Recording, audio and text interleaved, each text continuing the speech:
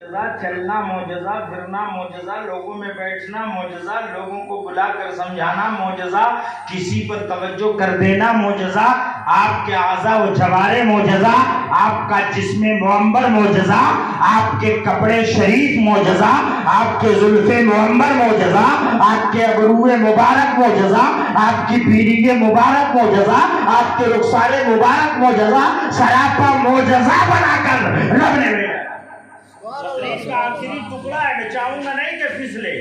तवज्जो इसलिए हाजिर करें। माँ और बहनों, आप भी तवज्जो गामजन करो।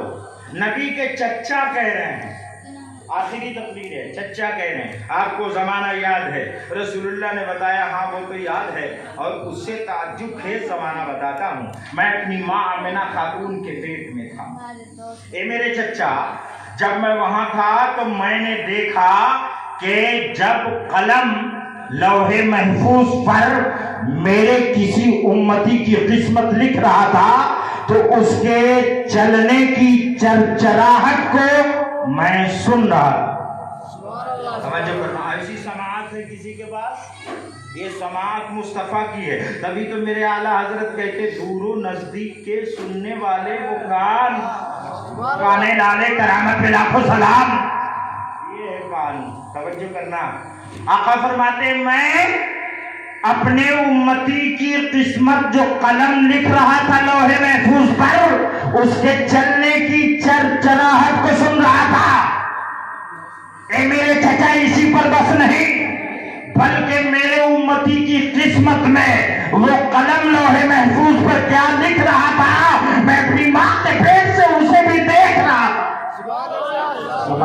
मैं अपनी माँ के पेट से उसे भी, जरा मोहब्बत से बोलिएगा, उसे भी देख रहा था। गोया ये आंख है, यही वो आंख है। आला हज़रत कहते जिस तरफ उठ गई दम में दम आ गया, इस निगाहें इनायत फिरा।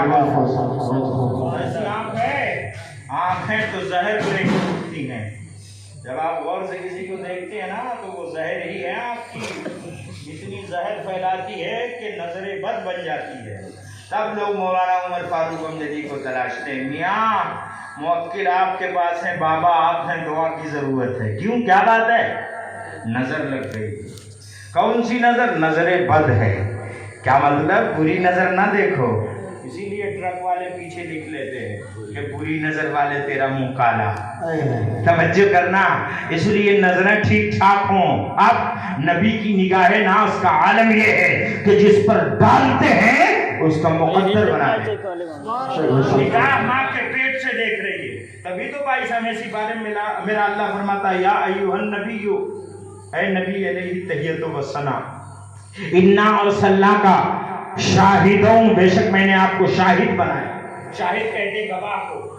शाहिद किसे कहते? गवाह को। गवाही वही देता जो देखा हुआ होता है।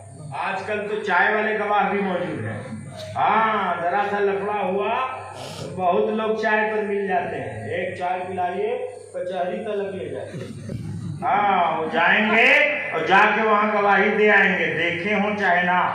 अगला अपनी दीवार चलवा रहा था, दूसरा कहता है तेरी दीवार पहले वाली बुनियाद 2 बालिश उधर थी।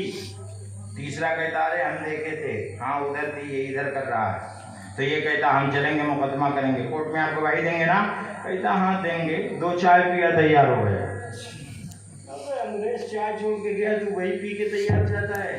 हिंदुस्तान में शरबत मशरूब है, 1 नंबर मशरूब शरबत है हिंदुस्तान की। आप उसे पीना भूल गए। हमें लगता है हम लोगों को शरबत याद है, हमारे बच्चों को शरबत भी भूल जाएगा। हिंदुस्तान के मशरूब 2 थे, कहवा और शरबत। कहवा पीना भूल गए। कहवा केरला और कश्मीर में पिया जाता है, शरबत भी लोग भूल रहे हैं। अब अंग्रेज भाग रहे थे तो चाय गिर गई।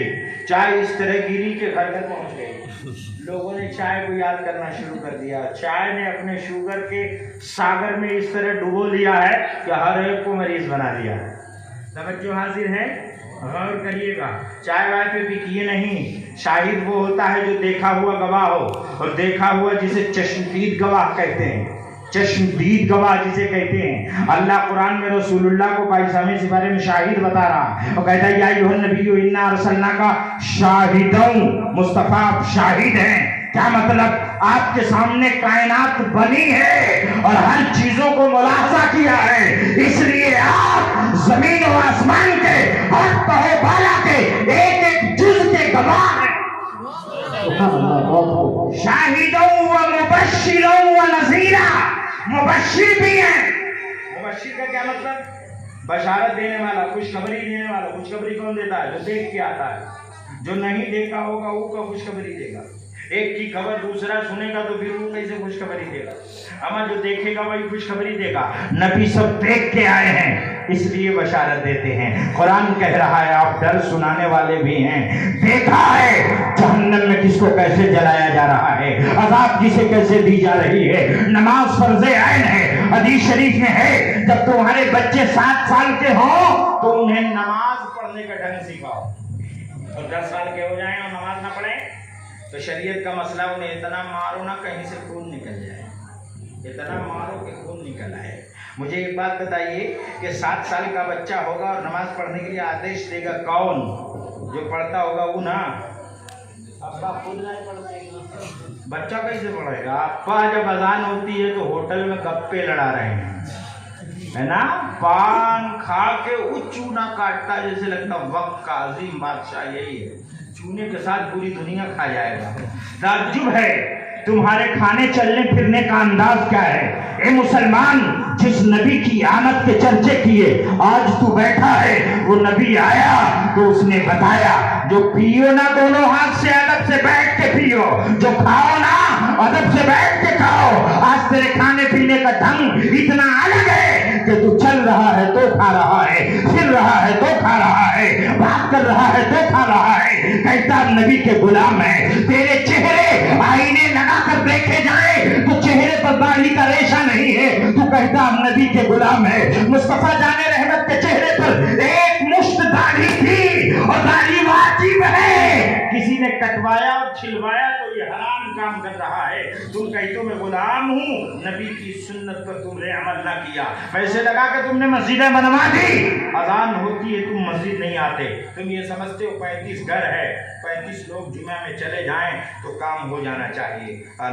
हालांकि ऐसा हरगिज नहीं है। सुनो, ये मस्जिदें वो जमीन है, मैं कहता हूं तवज्जो देना, मस्जिदें वो जमीन है कि जब कयामत की हौलनाकियां बपा हों, क्या होगा?